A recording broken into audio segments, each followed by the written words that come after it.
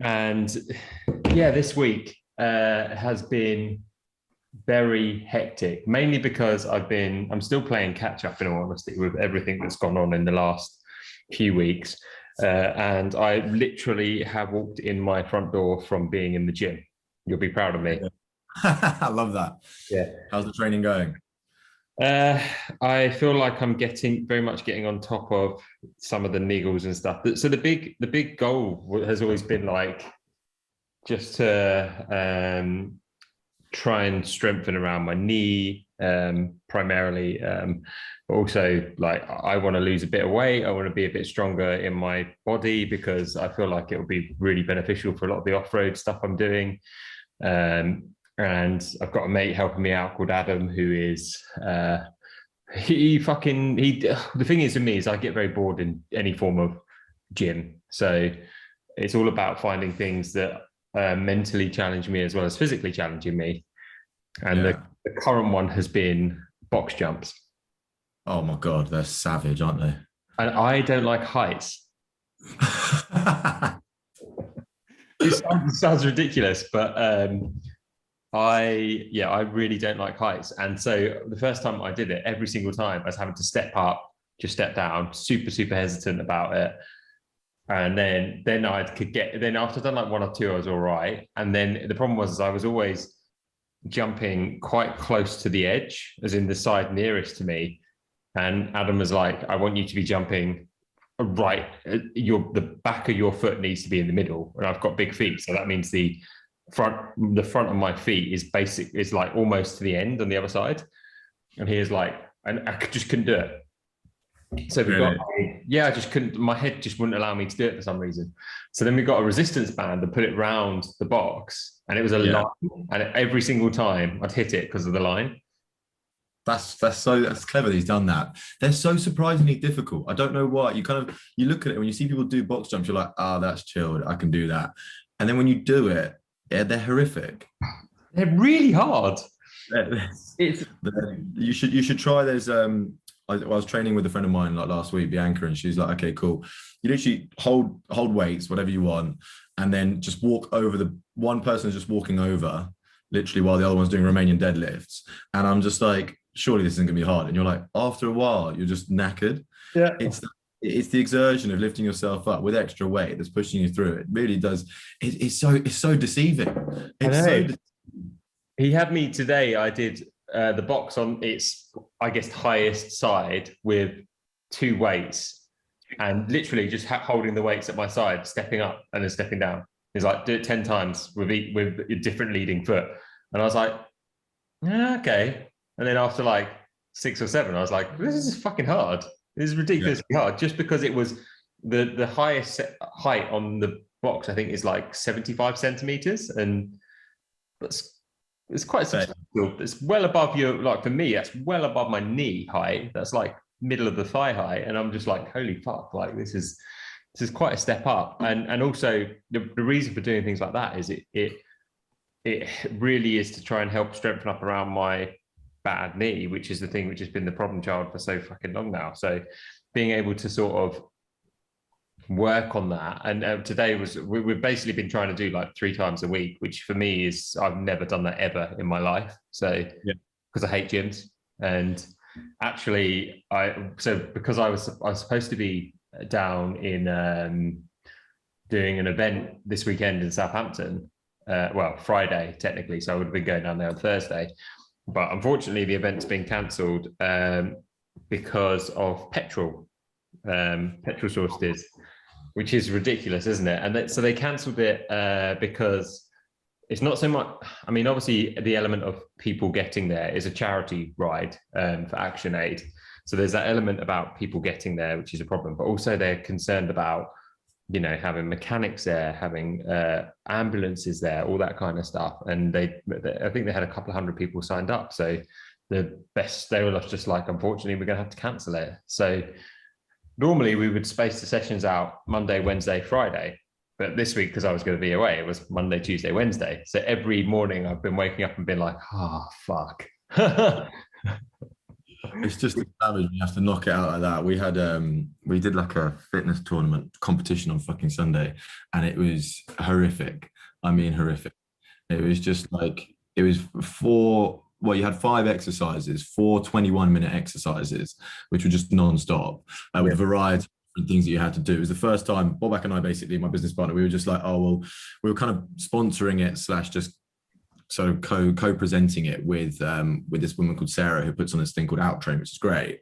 But we were like, oh, let's just throw in a team. We entered the team, but we went with two girls who are absolute beasts, and they were just like, yeah, we can't, that we have to go in the pro section, and we're like, this is our first ever competition. They were like, yeah, but we're like, okay, sure, we'll go along with this. To be fair, they dragged us through it. But I think I was speaking to my sister yesterday, and I was like, yeah, after the first event, my throat was closing up. And she was like, yeah, you can get that. It's just basically shock to your system where it's just you're struggling to breathe. You need to start breathing slower. And I was like, yeah, it felt pretty bad. And then it was like I sat down for a bit, had to rest and put on a brave face. And they were like, yeah, we're going again. I was like, fair enough, let's go. Oh man, what we do to our bodies, eh? Exactly, we absolutely destroy them. And when I was thinking about it afterwards, I was like, what the hell did I just do? I spent like 5 to 6 hours like just hammering my body with different exercises, just going for it. And it's just like, how often can you do this? To be fair, I don't really pick up many injuries or niggles. Next day, I was like, okay, cool. What have I done to my right hip flexor? what did I actually manage to do? And then just resting it. But it's nice to have a few rest days. Like I don't like, it's been pretty manic, full on. When you can actually not do too much and relax the body. Although I'm scared about what's coming next. When you have to restart again, just that feeling. Yes, since from Badlands, I basically Race in Spain, the podcast which is coming out next before this one basically is a recap on the whole race of Spain, the race of Spain. That sounds weird. The Badlands gravel race, and I did that was I think like 67 hours of riding over like 4 days, something stupid like that, and which is bonkers. It's bonkers hours in terms of the amount of recovery and rest. And like one night I had 20 minutes of sleep and then carried on. Like that's just the nature of these kind of races. And to be honest, it wasn't 20 minutes of sleep by choice. It was kind of like I went to go and get some sleep, and then there was hundreds of mosquitoes buzzing around, and I was like, well, I'm going to carry on riding now. So I did that 60, 70 odd hour a week. And then I was in the Netherlands for some work stuff, 20 plus hours on the bike, got back to the UK, and I was just literally the best way of describing it is I was shagged to the absolute shell of doing anything. And I spent not last week, the week before, just doing nothing, literally sitting on my ass because I was just exhausted and struggling with a few niggles here and there, which is the nature of any kind of ultra distance race. You just pick up little niggles from anything, and sort of the knee issue coming back a bit. The ones that I almost always struggle with is I lose a lot of strength in my left hand, so I can't grip, which is really weird, but it's related to a nerve damage issue I've got. And then I also I think I rolled my ankle or something, and I've been really struggling with that. It's kind of to be expected when you're walking up gravel mountains. These things happen. And so I got home and spent that week doing nothing. And then I started on the bike again last week, and every single session, super easy stuff. And I was just like, I feel fucked. I feel really creaky, just tired and achy. And my coach, Ken, was just like, yeah, this is the nature of these kind of races. You take a bit of time off afterwards and you go back into it, and you just feel like you've got cobwebs effectively. Or you need to oil the joints and stuff. And then this week it's been like increasing the intensity a bit more, kind of trying getting into the momentum of it again, and then feeling okay. But the last Monday, Tuesday, and today are like 3 quite intense days in terms of hours on the bike. Each one is 2 to 3 hours, and then like an hour or so in the gym in the morning. And then tomorrow is super easy. Friday's really fucking hard. Saturday's going for a really long ride. And that's kind of how my sessions go. But I've already started recording because I like talking to you, and I think you're a very good person to talk to, and you're very eloquent. I appreciate that. Yeah. what, mate? And there's none of that. It's very like very eloquent, and I thought I'd start recording anyway because why not? I'm just telling you because it's polite, and you would have heard. You would have had Zoom doing that recording has started thing. Yeah, recording has started, a big red light on the left. Yeah. And so the reason why I have got you on is because I should actually go and get some. 1 second. Because it's easy for me to hold it. Explain it a little bit. I've got, oh, that door doesn't want to shut. I've got two very lovely objects in my hand, and like take away the fact of what's in the boxes, the actual packaging is just lovely. So you, Jack, spelt very interestingly. Out of interest, why is your name? It's a really weird thing to say. Why is your name spelt that way? Jacek is Polish. I'm full-blooded Polish. There you go. That explains that one. So you run this little brand called LevelOut, which makes really lovely boxes. That's what you do, isn't it? That's it. More boxes inside. What's good is, I don't know if this will pick it up, but it's such a satisfying little pop. So every time I've been going to the gym, I've been taking these little focus sachets in my drink, effectively. And I am genuinely really impressed with this product. And I'm putting it out there. You've sent me these for free. It's completely honest. We started talking because of a mutual friend of ours, Ben, my old barber back in London, who, if you don't know Ben, check out Ben. But basically, Ben put us in touch, and we've been chatting here and there about, one, this, and secondary, this product as well, which is Reset. This is something which a lot of people might be quite interested in, which is a big reason why I want to talk to you, or have wanted to talk to you on the podcast. So this is basically CBD oil, in the simplest way of explaining it to someone, but it actually tastes really nice, which I quite enjoy. And it does taste nice. Both of them taste nice. So I've been using the Focus when I've been going to the gym, and the Reset when I'm a really bad sleeper, and I've been taking this before I go to bed, basically to help me sleep. And I do generally think it helps, apart from last night, because I thought someone was trying to break into our house. Yeah. What happened there? It's just really windy last night. And I heard all this, I heard this big bang, and I woke up at 4 o'clock in the morning, and I was like, what the fuck's going on? And when you're still half asleep and you kind of are walking around the house, or you basically just instantly wake up, and then you're like, fuck, something's going on. So I got up, turned all the lights on in the house, went through every single floor, opened all the curtains, opened the room, because shut the doors at night, just opened every door, opened all the curtains, went through the whole house. And I was like, okay, there's nothing. And my partner's like, are you all right? And I'm like, yeah, I'm fine. But I've just had one of those moments where I think I've gone a bit mad. And she was like, come back to bed. You need to go to sleep. But then you wake up and you're basically you struggle to get back to sleep straight away from that kind of thing. I do anyway. And I was just like, what the hell, So generally speaking, last night was an exception, but as I say, it's been very windy here. But I've been using both of these now for a while, and I've been really impressed. And I thought, why do we not actually have a podcast to talk a bit about what LevelOut is, and also a bit about CBD, because I think it's a really misunderstood thing on the market that seems to be becoming more popular, I think, because it's becoming a bit more mainstream. But for a long time was that kind of thing that people were like, oh, it's cannabis, whatever it is, what is this? Getting a bit confused by it. So, that's basically where I'm going with this today. And you'll realize that I don't really follow any script, to just go for it. But I did very politely actually send you a list of kind of topics and stuff, which I have on my phone. And I think if we'll just sort of roll through them, and hopefully people will find that useful. I think they will. So yeah, let's talk a bit about LevelOut and how it all kind of started for you.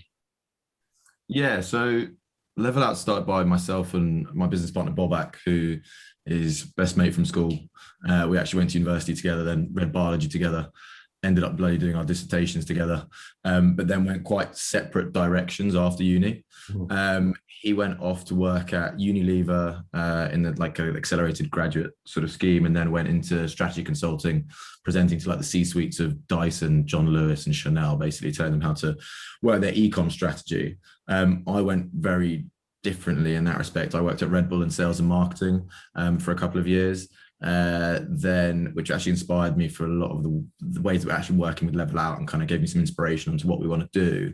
Then went on to actually start some small kind of healthy kebab shops called Fanny's Kebabs around London. And I think just as we were we've always loved playing sport. We've always been into our fitness. We've always staying like fit and healthy in that respect.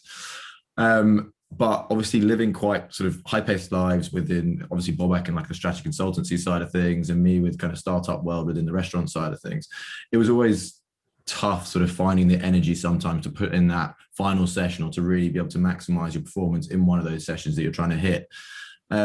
And nothing on the market resonated with us on that regard.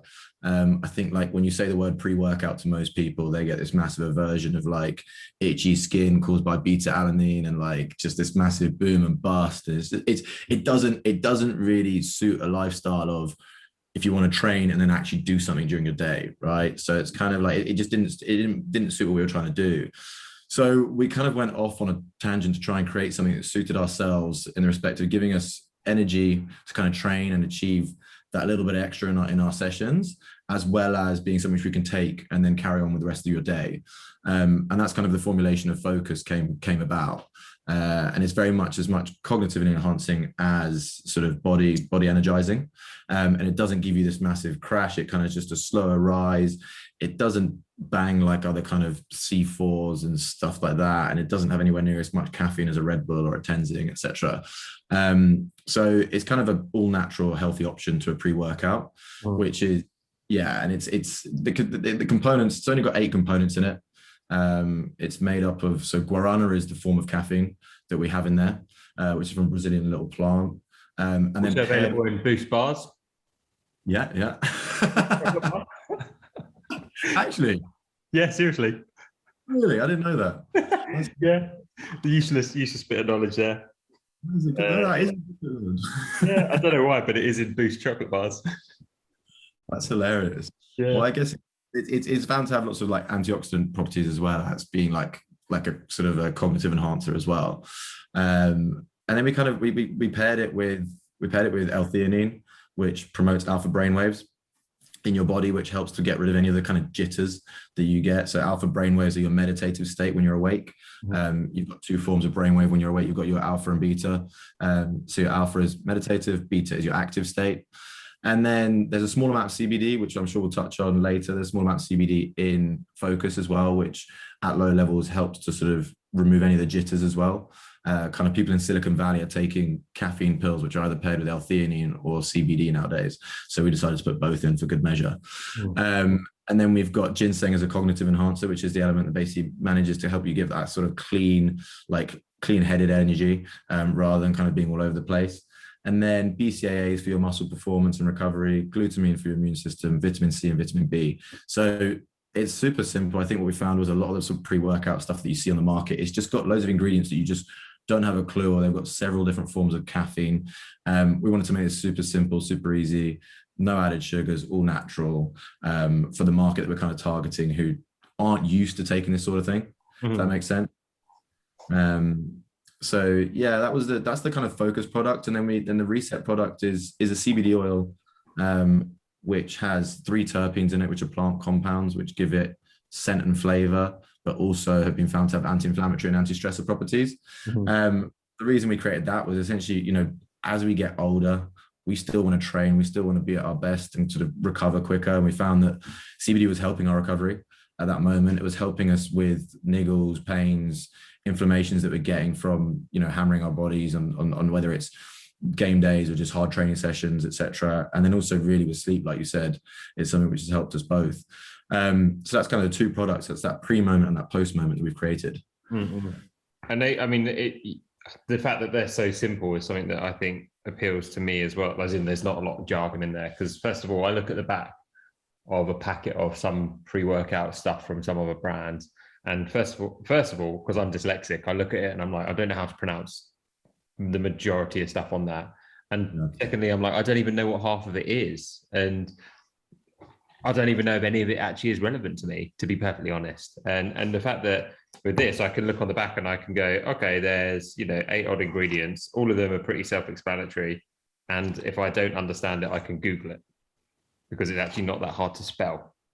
Yeah. It sounds silly, but I think makes a big difference. And as you say, it's about appealing to people who aren't necessarily, I guess, like proper hardcore gym heads who are very busy, have other things to do, and are basically trying to keep themselves fit and healthy while still having a normal life as much as possible. And with the focus, it's literally I can smell it inside here. And I opened the lid. It's just a tiny sachet that you can just put in your drink basically, and then shake it up, and then bosh. It's that simple.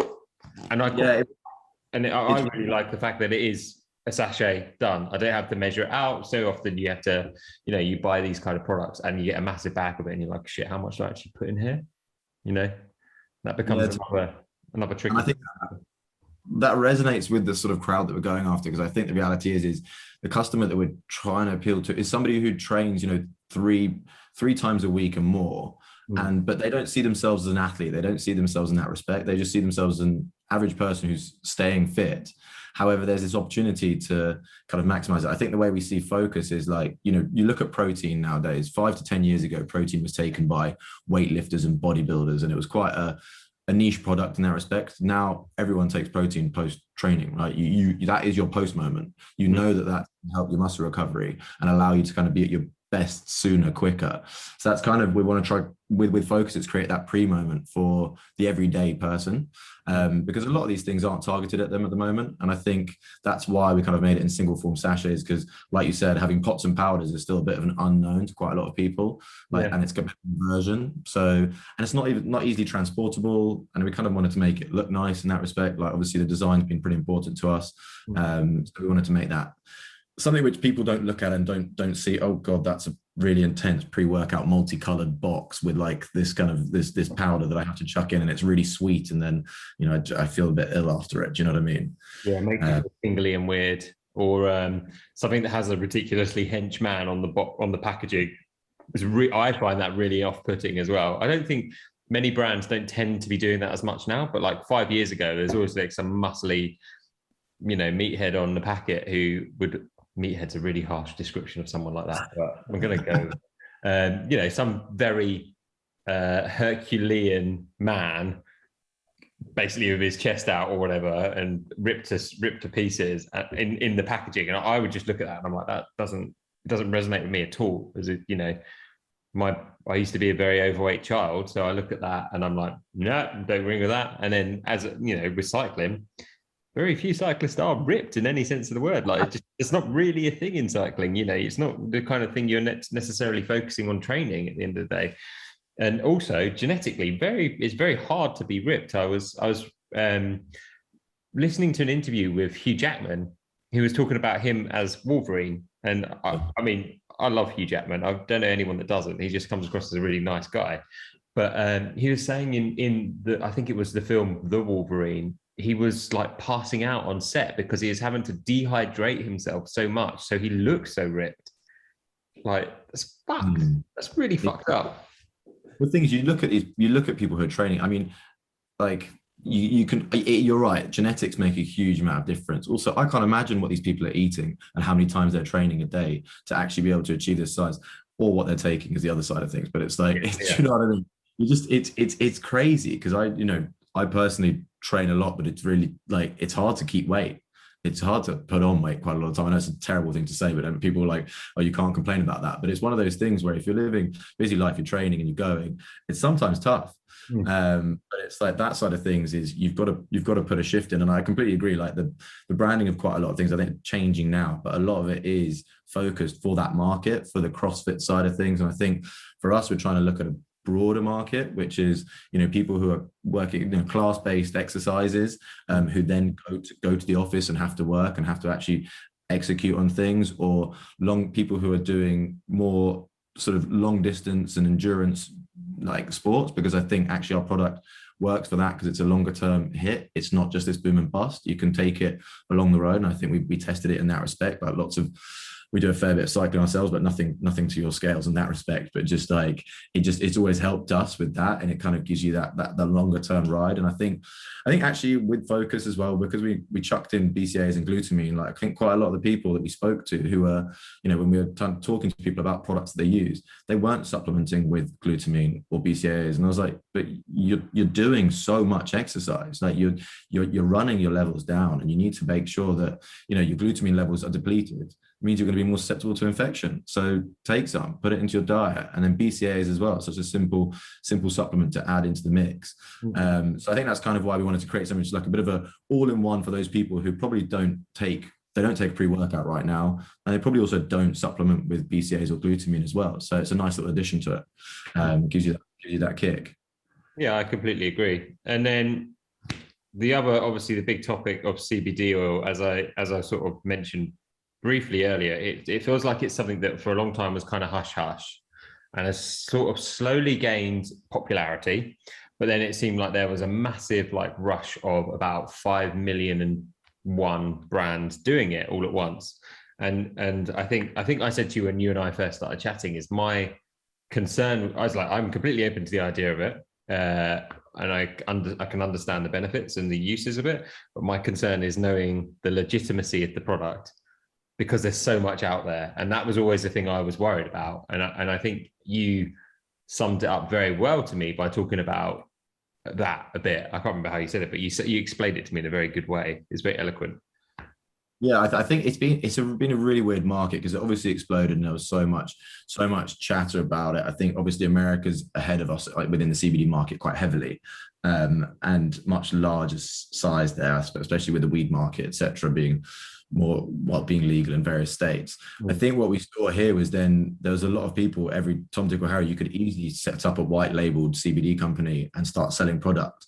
And then it was pretty scathing because then there were literally, newspaper articles and scientific papers which were showing that there was CBD on the market that didn't contain any CBD at all in it. And then it made people really, really wary of what they were purchasing. And I mean, the price point on some of this stuff is also really, really high. And they were finding people were paying 80, 90 quid for stuff that didn't have any of what it was said on the tin.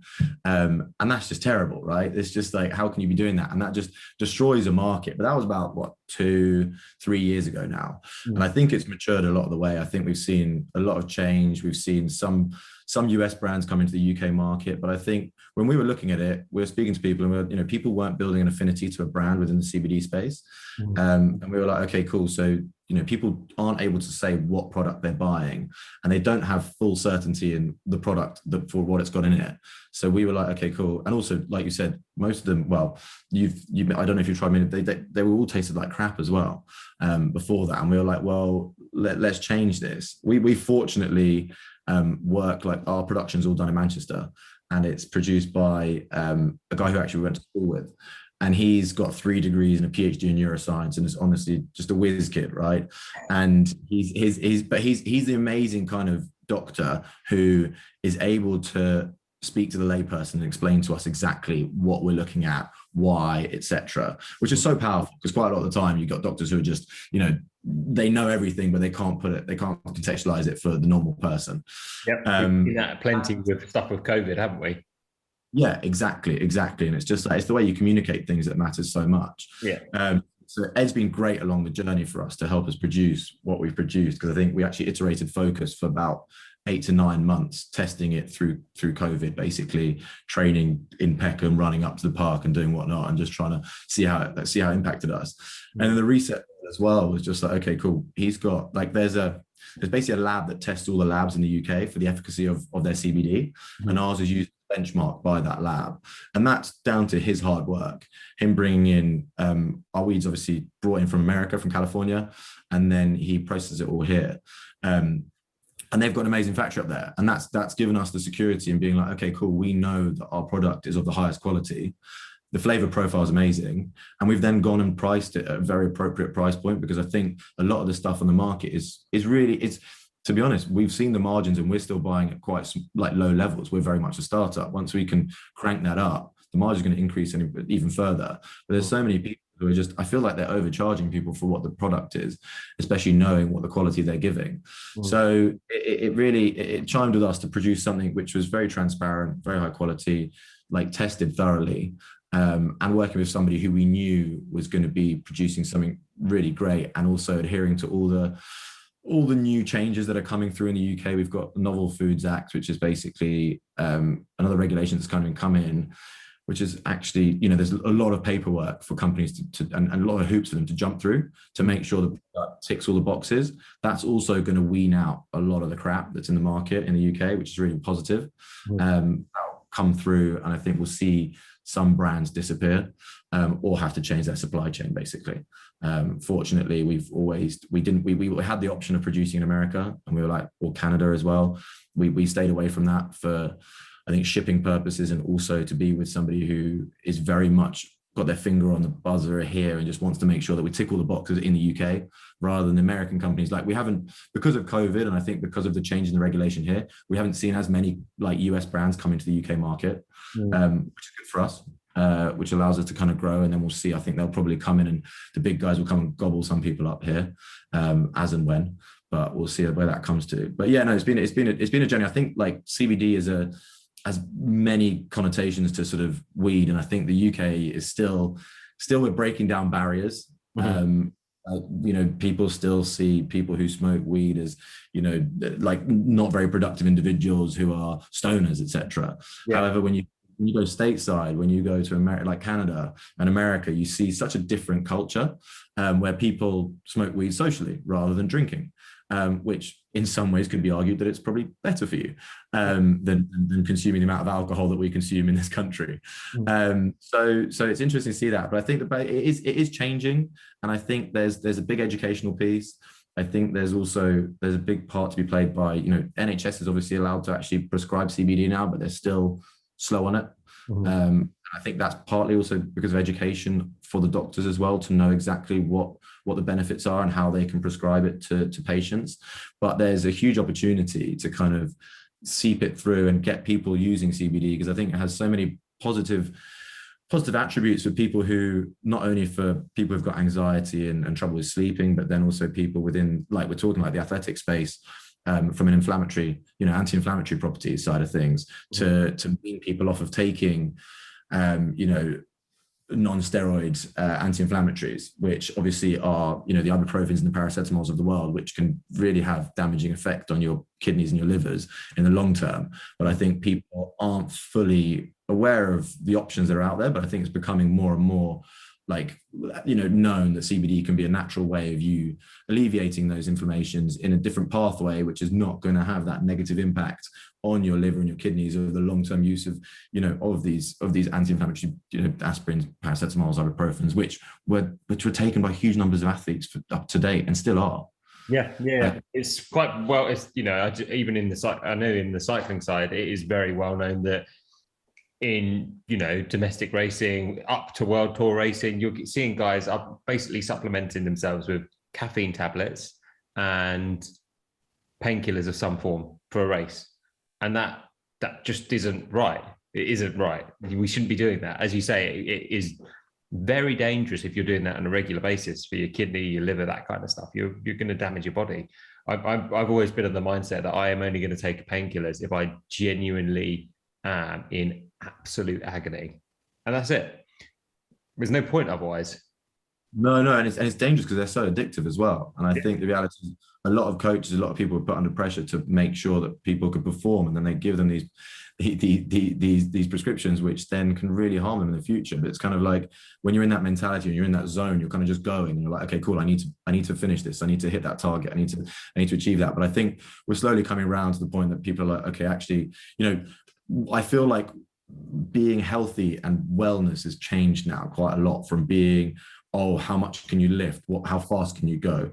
And it's now a much more 360 view of your nutrition, your sleep patterns, how often you train, what sort of training you're doing. Are you doing like restorative training? Are you doing, yoga, stretching, Pilates, all these different elements? And I think it's really important to actually integrate that into people's lives. And I think that's a big part of why we emphasize on, you know, your reset is as important as focus, because you need to get back in the game and you need to relax. You need to allow your body to recover. And I think that's where sleep comes in. And I think sleep is, when you speak to people and people are like, oh, I don't sleep much. I'm like, that's mad. Your body's just going to be struggling constantly. And it's like your ability to recover is primarily when you're sleeping and you're resting and you're giving your body that opportunity to rebuild and actually get back to its best quicker, so you can actually go again. But people underestimate that and they just hammer themselves. So it's one of those things where if we can promote that and we can help people and it can improve that, then I think it's really, really, really powerful for us. And I think we've seen a lot of people get back to us and be like, okay, cool, I've been taking reset and it's really helping me with either my, you know, the longevity of my sleep or the depth of my sleep, and they're feeling better on the other side of it. And that's also, I think, also partly played by, you know, the ability to help with anxiety as well, which a lot of people struggle with before bed, which can then stop them falling asleep. And that's just terrible if you're sitting there lying awake thinking about everything under the sun for no reason. Prime example of that. Happens to all of us, doesn't it? And it does happen to everyone. And, you know, I think when I worked and studied in architecture, when I studied architecture, when I worked in architecture, there was very much a culture of doing all-nighters. That was just the thing. You know, you were reliant on getting a project done for a certain deadline. So the amount of times I would regularly have had, or otherwise have done an all-nighter or have had like less than 4 hours sleep, was like, it was a couple of times a week, you can guarantee it. And that slowly, you know, over time just ate away at me and continually ate away at me. And eventually, I think that was partly related to why I ended up quitting architecture, to be perfectly honest, because I was just burning out all the time, like no energy, didn't want to do, all I'd end up spending the weekend doing was sleeping and gorging on food, because I'd not had the opportunity to actually rest in the week. And I'm a firm believer that you can't, when you've lost that night's sleep, you can't get it back. Like you can't, no matter how, you know, if you have a good night's sleep, it's never going to be quite as good as having a week's worth of good night's sleep, as opposed to like having, you know, 6 days worth of good night's sleep and then having one really bad day and then trying to get a good night's sleep again afterwards. I'm a big believer that you can't get that back and you can't like bank it and save it. Like you need it every single night consistently. And we're starting to see, I think, there's a greater understanding in the importance of sleep, thanks to things like, you know, like with the Whoop band, which both you and I use, things like you can see on a lot of the smartwatches, whether it's the Garmin, I use a Garmin, I don't even know what it is now, Phoenix 6 thing watch as well. Like they all track your sleep, things that are coming from like brands like Withings as well. Like there's so many things that I think are helping people to get a greater understanding on the importance of it. Whoop is an expensive tool, but a great tool that does actually show you in a lot of detail that, and it's fantastic for that. And it's quite clever how it simplifies it with the, you know, green, orange, red, or yellow, I guess. I always think of it as a traffic light, but it's not really a traffic light, is it?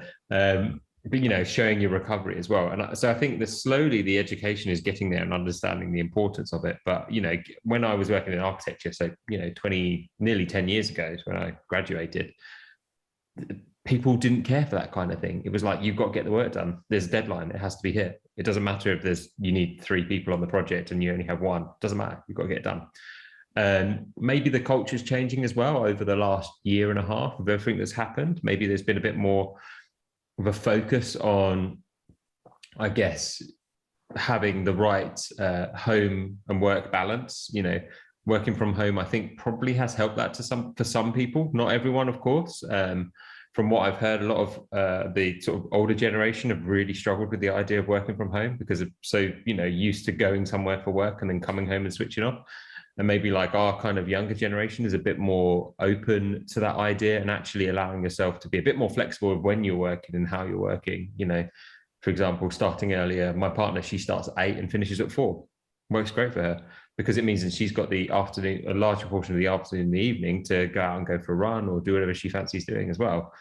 And I think that's really been kind of accelerated because of, you know, a very shit situation that we've all been in, but also has forced people to adapt very quickly. And it's great that, you know, products like what you're doing at LevelOut are starting to also I guess, educate more people in that side of it, the recovery as well as understanding the differences with things like the producing the focus, which helps you in a very different way if you're not a traditional bodybuilder, I guess.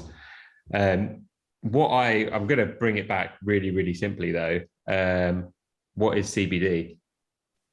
So that's quite a broad question, but I think loosely it's a phytocannabinoid which behaves similarly to like molecules which we produce in our bodies naturally, which are called endocannabinoids. And what it essentially, these phytocannabinoids like CBD interact with our endocannabinoid system, which is basically a system within our bodies, which then is basically, it's a far-reaching system, which is really critical in like the regulation of things like pain, inflammation, and like circadian rhythm. So that's kind of why we're seeing these studies come through and people utilizing it for pain, inflammation, and sleep, is because essentially there are further studies going on constantly looking into this in more detail, but essentially basically the phytocannabinoid interacts with our endocannabinoid system similarly to like naturally occurring molecules within our body. If that makes sense. Probably with this way to kind of put it is it's a hard thing to explain, isn't it? But I guess the next thing is like, how is CBD different from marijuana? Yeah, so marijuana is just the slang name for cannabis sativa, which is obviously the plant, and then obviously CBD is a molecule which is the phytocannabinoid within the plant. So it's just it is that regard. That's the marijuana is just a slang term for the cannabis sativa plant, basically. But I think that's all of our hemp is grown in the state side, so then it gets shipped over from California, where you've got good crops. They know how to grow it there, basically, and I'd imagine that it's also grown in a very controlled environment, as if it was harvested like a crop for a medical product. Basically, it's not grown in the back of someone's shed, for example, with some crazy light extracted, like some sort of I can't even think of the TV series now, Breaking Bad style moment. Yeah. No such joys as that. But I haven't personally. I actually need to. I haven't actually been to like a mass crop, which I'd love to go and see. Obviously, seen lots and lots of photos. You've got quite a few in the UK. Actually, we do like the production side of medicinal marijuana in the UK is vast, given that we don't actually sell any really. So really? It's a massive export, from the UK. My partner's sister has a medicinal marijuana farm near her house. Oh, really? Yeah, she stumbled upon it one day, and she was like, reported it to the police, thinking it wasn't, and then they're like, no, this is a legal one. This is allowed. They've had to burn some before in the UK because some Utes have found them, and start going for it, and they're like, we can't leave this here if these people have found it. Surely burning it is like, everyone that's kind of local is going to be pretty chilled out. Exactly. It's a nuts situation, but it's Cali buds for our side of things, what we use. Which and then the next thing is like, how do you extract it from the plant? So it's something called it's called supercritical CO2 extraction. Essentially, you're using super high pressure CO2 to squeeze out basically the plant, separate the fats and the useful molecules. So you're moving CBD away from the rest of the plant matter, like the fibers and the proteins, under super high pressure using CO2. So it's just big pieces of kit that they use for that, basically. I guess it's just like a shit ton of stuff all put in it, and basically you get these little drops of goodness coming out the other end. Exactly. Just precisely that. I find factories absolutely fascinating. Like anything that makes stuff, I absolutely love it. Like when I was working in architecture, I'd always go on factory tours for, whether it was marble production, polished concrete, paint production, plastic, anything like that. I'd always go to them because I always found it really interesting. There's like this, there was this program years ago that was called How Stuff Works, or How Things Works or something. Do you know it? And fucking love it. Absolutely love it. Because it's just seeing things made is really interesting. Because it then There are so many bits, the pieces of the puzzle, and you're like watching it and you're like, yeah, I totally agree. It's incredible. It's fascinating to watch. And also the piece of kit they have, some are so intricate, yet some are so big. And they're just doing so many different things. You're like, oh my God, what the hell is going on here? Yeah. I went I'd to love, I was going to say, I'd love to see one of the Amazon, like the latest Amazon pick and pack, like places with zero human beings inside. And it's all just little robots going around doing whatever the hell they want. Terrifying yet fascinating. Yeah, I agree. I went to 2 factories that I went to that I was actually found, I didn't think I'd find them as interesting as I did, but found them really interesting. One was the Cadbury's factory. Yeah. In the one in Birmingham. It's just really interesting. And I remember going there like as a kid, and I've always like thought about that one because I went there as a kid around Easter time, and it was showing how they would make the Easter eggs, which is wow. Super like. And what I didn't realize is that, you know, basically, obviously it's a mold, they're then stuck together really simply, but the molds for every bar of chocolate, every kind of, you know, Easter egg or whatever, they just change them out. And so it's the same production line. It's just you change this mold from the start point. And in my head, I was like, surely that's a complication if you're changing the mold, because an Easter egg is much bigger than a, you know, a bar of Cadbury's chocolate. The size difference is huge. So surely that affects the whole machine. And in reality, it doesn't actually affect it because the machines are so clever. They know what they're wrapping, what they're packaging, and everything like that. And I was like, this is ridiculous. Like, mad. Absolutely ridiculous.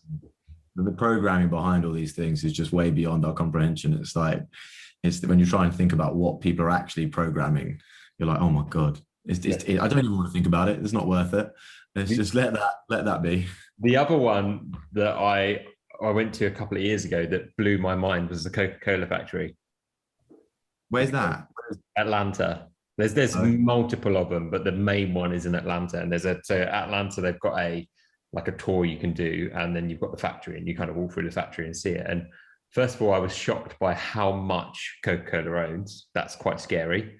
Obviously, we see a very, very tiny proportion of that in the UK. And they have this section. The time that it blew my mind was there's this section in the tour where, you know, there's like drink dispenser things where you put your cup against it and it produces your drink, and it, you know, it's basically just mixed through the machine. Yeah. So they had, I would say, roughly 2 of them for certain continents. So there was like 2 for Europe, probably 3 for North America, probably 2 for South America, another 2 for like India and Africa, and then probably another 2 for like Far East, and then like 1 for Russia, of whatever the particular brands were in those countries. And there's a difference in taste between Coca-Cola in America to Coca-Cola in the UK to Coca-Cola in China, for example, but also the different other brands that they own in those countries. So in the one that stood out to me the most, there's one in China that basically tasted like cold vegetable soup. It was disgusting. It was absolutely disgusting. But then a lot of the stuff that was in India was ridiculously sweet as well. And I mean, I made a point of trying every single one, which was not a good decision because I felt awful for like the next couple of days. But it's crazy how much power that brand has. I mean, it's a super brand, you know. But as a tour, to understand the manufacturing process through Coca-Cola was fascinating, because you don't realize that like that was originally a medicinal drink. It was a medicine, like Lucozade was originally. It was classed as a medicine. It was never classed as a, you know, recreational drink. And you know, maybe we're going to end up seeing, I don't even know how it works. Maybe we'll see some sort of CBD drink. There might even be. I don't know. Yeah, there are. I mean, there are already quite a few CBD drinks out there, which people take. But I think it's down to the bioavailability at that point as well, like how useful it can be. I mean, I still drink Lucozade when I get sick. It's hilarious. I do. It's just like, give me that original, and I think it's helping me. I'm like, oh yeah, the glucose in there is definitely helping me. It's had me since I was young. I'm never going to change. Like a nostalgic kid thing, though, isn't it? Yeah, 100%. Yeah, but they. I mean, Lucas. I saw is, and then it is particularly the original and the fizzy one. Lucozade Sport, not down with that. Original fizzy Lucozade is the one. 100%. Totally agree. The orange one, it freaks me out. I'm still not a fan of that one. It has to be this. It's the original. Has this? I don't even know how you describe the taste. I No, don't know what it's like Iron Brew. How do you describe Iron Brew to someone? exactly. It's so rogue, but so good. Anyway, so then obviously could you, very interestingly, could you overdose on CBD oil? Technically, no. I mean, there's never been. They've tested it to really, really high levels, and there's no one's ever overdosed on it, and you can't technically. There's recommended sort of dosing.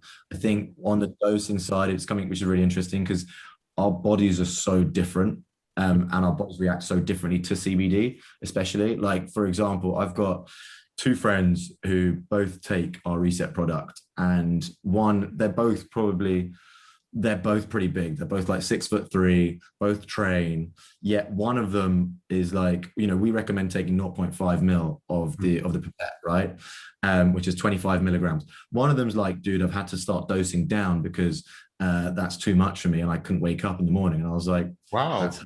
That's hilarious. You're a 6'3" guy who's like a trainer, and like you're just massive. And then this another friend of mine who is also 6'3", well built, trains as well. He's like, yeah, I have to take 2 mil. I take 2 of the pipettes every time to make sure I get through it to have the effect. So I think there's a really, really big educational piece with CBD, which is, first of all, you need to take it regularly. It builds up in your system. It's not something that you're going to take once and you're going to feel this incredible effect. And I think that's been not a big downfall, but it's been a big thing where people have tried it and they've gone, oh, it didn't do anything to me. They're like expecting this massive chill out zone, like whatever. And it's like, no, that's not how it operates. It builds up in your endocannabinoid system. And you also need to find your personal dosage. So that's why we say, okay, start at 0.5 mil. I think the reason we did that is obviously the pipette we've got is graded rather than telling people to take drops, because we kind of found that telling somebody to take 5 drops, my drops are different to your drops. How do I know if I've taken the drops? It's quite confusing. So what we did was, as you can see, we've made a. I don't want to spill it on my laptop, basically, but yeah, exactly. So we recommend taking 0.5 mil to start with, which is 25 milligrams, which is still like it's not a huge amount. So it's something which we'd recommend people to dose up from and see where they get to. And you'll kind of take it upwards a little bit, and you'll find where your level's at, where your personal level's at, and then go from there, and then take that regularly. And I think that's something which is really important to get across to people, because it's kind of like, okay, guys, make sure you're testing it rather than just taking it once and thinking yay or nay, and also take it over a longer period of time. Because then it also, once you stop taking it, you'll sort of see a slow decline as well, and it'll kind of wean out of your body at the same time. And I think on that, especially with taking the CBD, we've done an oil which you put underneath your tongue. Basically, the reason for that is you've got a really thin epithelial layer there, so it seeps into your bloodstream really quickly, rather than ingesting it where your bioavailability is going to start reducing. So, like, to give you a comparison, the bioavailability of like an oil is sort of 20 to 35%, while sort of gummies and sort of tablets is between 5 and 10%. So that's kind of why we stuck to doing an oil. It's still a little bit funny. I think some people still find it a bit weird sticking something under their tongue. It's something which is not the most common thing to do in public as well. So there's still a few barriers to overcome. But I think it's slowly getting there. And I think, the most important side of it is encouraging people to take it daily, and then also to play around with the dosing to see where it suits them best, and probably start in the evenings. I think there's some people, like from our side of things, we're obviously working within sort of the athlete, within the active space. So some people will take it after a hard training session, to help with their DOMs and muscle pains and inflammation. Other people will take it in the evenings to help them with their sleep. We always recommend starting with trying to take it in the evenings just to see how you react to it, because the body will just be very, very different from the person next to you. You can't say, oh, we're the same height, the same weight, I need to take the same amount as you. It just doesn't work like that. So that's kind of the recommendation with it. It's interesting. I find it an incredibly interesting topic at the moment, because it's very new. It still does feel, as you say, maybe I guess CBD oil has kind of come on the market over the last couple of years, and there was just like, it felt like there was about as I said earlier, 500 different brands just appearing out of nowhere, then vanishing, and not really knowing what's going on. But it does feel like they're starting to get to this point where there's a certain expectation of quality for what you pay for, and then it is still kind of early days in the sense that there's no defined what's right or wrong for each person. It's very individual, but it's the same with a lot of things, to be perfectly honest. If you think about individual people's nutrition, sleep patterns, whatever it is, everyone is a different person. Like some people might, for example, be taking, supplementing more protein than someone else who's the same size or whatever. It's very, very personal depending on what you're doing.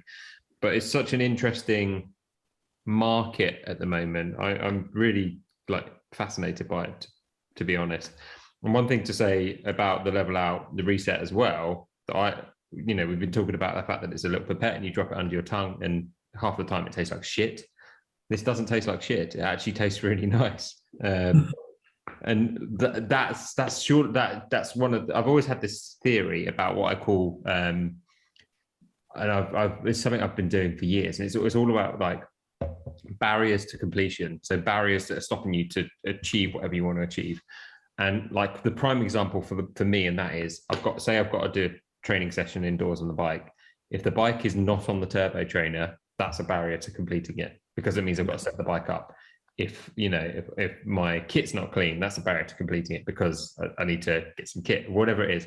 So it's if I have all the time permanently one bike on a turbo trainer, because it's okay, it's easy. And my shoes are next to it and there's a towel on it. I put a fresh towel on it after every session. It's all there ready to go. So even if I'm yesterday, I wasn't particularly motivated to do the session that I had, but because everything was ready, it's okay, that's actually, it's 5 seconds to get ready as opposed to sorting everything out, which takes 20 minutes or so. Now, why I relate to this as a barrier to completion is if it tastes like shit, you don't want to put it in your mouth. Very simple. If it tastes nice, it's oh, okay, it's fine. It doesn't really matter. You don't overthink about it, so you just get on with it. And that's anything that makes that process, whatever it is, easier is a good thing, quite frankly. It only is a good thing. And I had one more question I wanted to ask you, because I think we've covered a lot about CBD, about what it is, how it's made, kind of tried to explain some of the try and break it down to people to make it a bit more normal and easy to understand. There's one thing that I do not understand in relation to CBD, and it's the difference between isolate, full spectrum, broad spectrum CBD. So it's very confusing. So essentially what you're holding there is broad spectrum. So isolate, in what it, in a way, in the sense of what the word says, it isolates out the CBD. So isolate only has CBD in it. So it will have no other cannabinoids within it. Broad spectrum is basically it's a formulation of using different cannabinoids. So it will have CBD, CBG, CBC, which are different cannabinoids. So essentially, when you're extracting it, the isolate will extract everything and solely have the CBD, right? Broad spectrum will isolate it and have a variety of cannabinoids, but it won't have THC in it, which is the psychogenic and psychoactive element of marijuana, which basically everyone's oh, that gets you high. So that's why neither CBD isolate nor broad spectrum will have any effect on getting you high. And then full spectrum has the full range of cannabinoids, which may include THC and CBN, which basically are the psychogenic elements from cannabinoids, basically. So you've got 3 different types. Isolate, only CBD. Broad spectrum is a mix of cannabinoids, but not with THC. And full spectrum includes THC and CBN, which is why in this country you shouldn't really be getting full spectrum. Even if people say full spectrum is 0 THC, it's unlikely that that's true. While the broad spectrum one you've got there, so that says broad spectrum, 0% THC. So it's got none of the psychoactive element, which is the illegal substance in the UK, basically. The interesting thing is that there's something called the entourage effect, which essentially is the idea that there are all the different cannabinoids and different compounds can work together to have a bigger and better impact or effect than solely the isolate, which is why we do broad spectrum CBD, because it's shown to have it's got a better effect than just an isolate, basically. However, it's interesting because within the sports space, we've got this real conundrum / problem. Well, it's not really a problem, but it's essentially we're personally speaking to various sort of agents of professional sports players in different sort of sports, whether it's football, rugby, etc. And they all go to, their governing body is Informed Sport, right? Yep. And Informed Sport don't currently test CBD still, which is quite frustrating, because it's like, actually, the athletes in America are using it. You've got British athletes who are playing over in America who might be, England team here, with, like, say, a female England team here, but live over there and train with a team out there. They can't take CBD out there, even though it's legal for them to do it out there, because if they come back here and they're playing for internationally, they'll get caught for it. So it's a really difficult one in that respect. But that's kind of like, I mean, I've tested both the isolate and the broad spectrum, and I've had full spectrum in the past as well, but we just stick to broad spectrum basically, which we find is the most effective. Yeah, that's completely fair enough. And then it makes complete sense. It's fascinating that I didn't really think there was 3 variations of it, but it's fascinating that there's still one variation that does have the hallucinogenic stuff in it. I guess that's kind of, in a simple way, it's like that's the most, or least pure, maybe? Is that a way of thinking about it? Yeah, but interestingly, it's probably the most effective as well, because actually small levels of THC are really, really quite powerful in what they can do. So the entourage effect of full spectrum is probably better than broad spectrum, but we just can't do that here. So, fair enough. I think we'll see as the market develops that it will change, and legalities of THC will change here, and then we'll see small portions of THC within the formulations. Interesting. And then the last point I wanted to raise was that you do a lot of good stuff for ironically, for the charity that Ben, who introduced us, that he set up, which is the New Normal charity. So if you do not know the New Normal charity, TNN, go and check them out. They do so much good stuff involving helping, supporting people with grief and with their mental health, with tons of sort of support classes across, literally, you can basically call into them from anywhere, which is fantastic. And you support that. Yeah, no, I mean, I actually got introduced to Ben initially for product side of things, and we used him as a bit of a guinea pig for focus early doors, given his cycling abilities and everything. And then he actually told me, I learned about TNN from him, and was really, I was so impressed, and so, like, it's just incredible what they're doing. Do you know what I mean? Now they've got 30 talks a month, all through from volunteers helping out. I was just like, look, I want to support this in any way we can. I think mental health is something which resonates, especially from the active and wellness side of things and staying fit. Like, personally, I find that my ability, if I'm stressed out or anything's going on, I'll go and train. I know I can go and sweat it out. I can go there. Or I've been on so many bike rides where I'm sure you have as well. You're riding next to somebody, and it's so much easier to talk to someone when you're facing forwards and you're in the flow. You've got this ability to talk more openly, and I think what they've managed to do is they're breaking down the barriers of this stigma of mental health still has a massive stigma, and I think it shouldn't. But what they're doing is they're powering on and empowering people to come into talks and open up in a really, really primarily, not primarily, but it's free, right? Which means the barrier to entry, like we were talking about for all the other things, it reduces that. It eliminates that. When therapy is so expensive, and it shouldn't be, and mental health is so important, and we should be helping everyone. It's that stigmatized that people's mental health is more important than their physical health in so many ways. It's really hard to get that across to people, but they're doing such a good job of it. And I think with Ben, I was blown away by what they're doing, and also he's a great character himself, as you know. And we wanted to work with them, wanted to support them. And I think from our side of things, we're giving £1 of every order to TNN.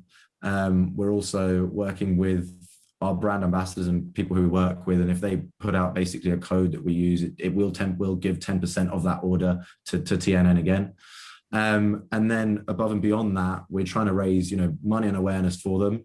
In the month of August, we did a Race to Nowhere, which was basically a bicycle race we had 13 teams in the end, with two teams from Paris, team from Copenhagen, team from Oslo, then a load of London teams. We had, and then lots of teams in London and the UK, and each team had to complete 10,000 kilometers in a team of 10, which, I mean, we put in a team ourselves, and as people who don't cycle at that level, it's a lot to add in 250 kilometers a week. And like, you know, there were some monsters in Paris who they completed 23,000 kilometers in the month. Wow. And we're just, this is insane, like between 10 of them. But it was a big challenge. And I think we were trying to raise awareness, and there was people from all over the world. When I first kind of, I knew they were doing incredible things, but then I remember when I posted a picture on Instagram, on our LevelOut Instagram, going, hey, we're doing this to race to nowhere. Please support us, blah, blah, blah. I had somebody DM me, and it was somebody who lives in Japan and who lives in Tokyo, and was like, hey, like I've found TNN really, really helpful. It's helped me get through so many difficult situations. How can I support / get involved? I ride 300 kilometers a week. I was like, oh my God, that's amazing. Let me put you in touch with someone. And we've got them into one of the French teams. And it's like that kind of thing. It just shows how far reaching what they're doing is.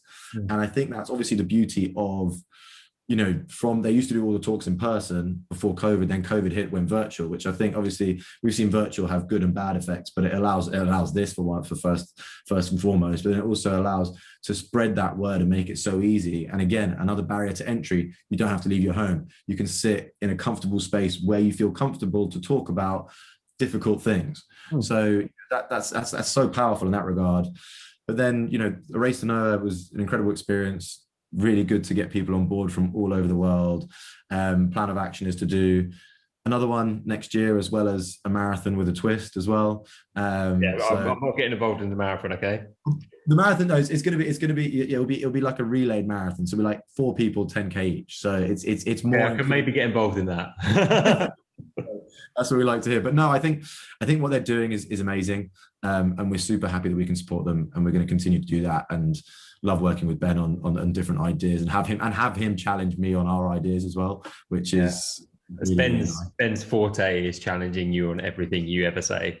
He's very good at that. He's a very good person to question everything, and that's why I love him. He's great for it. And then finally, the one thing I wanted to ask is what's next for LevelOut? What can you say is next for LevelOut? Maybe I should say it that way. I think, for us, we're focusing on, it's been very organic growth till now. We're just building out a community of people that sort of love our products and we're working with. We're going to be doing various events with twists. I think quite a lot of the time when we're doing stuff, I always ask myself, what would Red Bull do? Just to challenge us, really, and just be like, how can you make this different? I think that's where I've got a lot of inspiration for what we're doing and how we're going to create the brand and how we're going to go, which shoots ourselves in the foot because it makes it very difficult, because we're trying to do everything quite niche and different and organic. But I believe that's the way we're going to build the longevity in the brand. What's next for us? I think we've got, our roadmap for the next 3 to 4 months is pretty intense. We're like, with regards to events, we're profiling the community that we're building, these brand ambassadors, and we want to shout about them. We want to create cool events with them. Like 2 weeks ago, we did a sunrise run where we met at 6 a.m. on the Mall with it was led by 2 of our sort of ambassadors who are endurance runners. And it was a warm-up run for the sort of marathon. So it was a simple 10K, but we had a small team of like 15 people who got selected out of people who applied to basically do it. And they took a run down the River Thames while the sun was rising. It was the most beautiful day. We lucked out somehow. I don't know how. And they ran and they came back. And that, we want to bring people together to do stuff, build a community where people are actually, they're talking to one another, they're doing stuff. I think right now we've got so many people spending time indoors, not meeting new people. I think the aim of the game is to do stuff where people come, experience something new, get together and can learn from each other as well. And push the boundaries, like take people out of their comfort zones. Like we're going to do dance classes, pole dancing classes. Like there's going to be loads of shit going on, which excites me. And I think that's kind of part of the thing. It's like always just trying to do something a little bit different with a twist.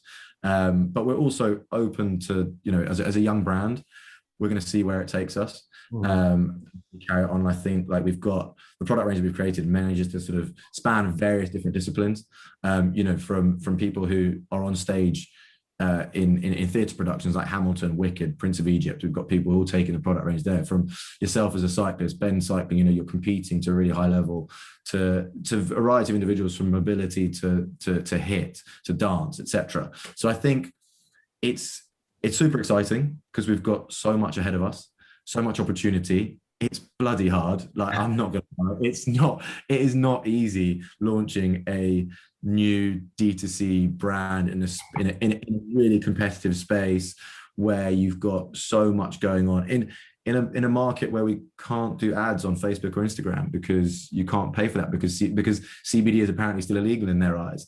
Yeah. And so, you know, we've got our challenges, but I love it. And I think it's something which we're going on head first.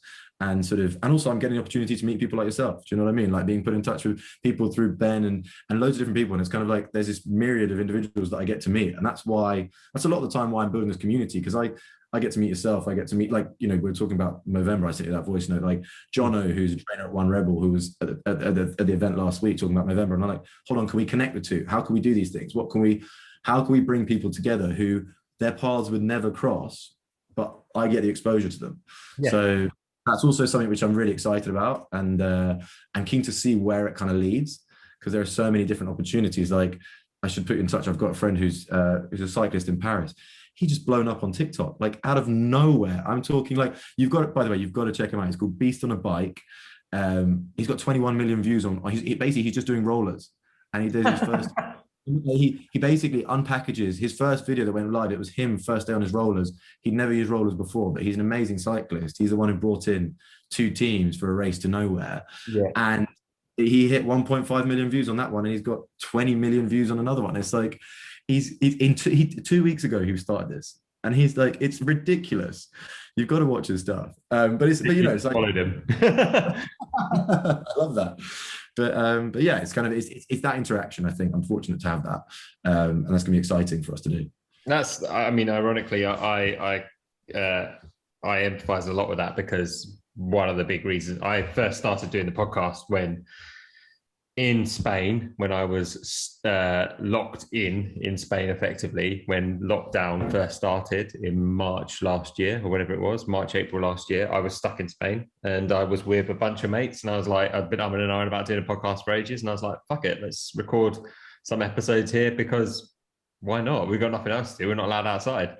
And it's been, for me, it's all about having those opportunities to talk to people that I find interesting fundamentally, and who I think every person I've spoken to in the podcast, that it's never been scripted, really. Like, there's obviously certain things that you talk about, but it's never particularly scripted. It's all about how the conversation goes, and whatever comes up comes up.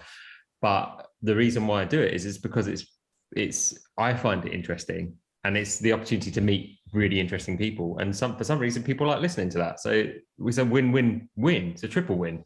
Not even a double win. It's a triple win.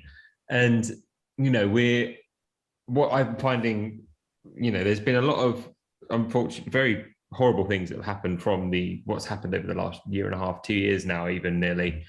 But there's so many strengths that have come off it. And you argue that, yes, we maybe have not been able to see people as much. Like, there's been much less, you know, peer-to-peer interaction. But for me personally, anyway, the interaction I've had with new people through doing things like this podcast is much higher than it's ever been, you know, and I'm really thankful for it, and getting to meet people like yourself and trying out crazy stuff. No, I think I completely resonate with you. Exactly. It's allowed that, and it's brought that to the forefront. And I think it's something which people we can't devalue. We need to appreciate. Amazing. And how can people follow you? Well, check us out on our website, levelout.co.uk, Instagram, level__out. We've got a TikTok, but I wouldn't go on it right now until we get some decent content. But yeah, that's it. Basically, if you have any questions, anybody can DM us. You know, Instagram, we're pretty quick on it. So yeah, that's basically it. Or you can hit us up at hello@levelout.co.uk as well, if you're an email kind of person. But yeah, super easy. Amazing. Thank you so much. And look after your plants in the background. They're lovely. Always. No, thanks so much for having me, Chris. Honestly, a pleasure. Thank you. And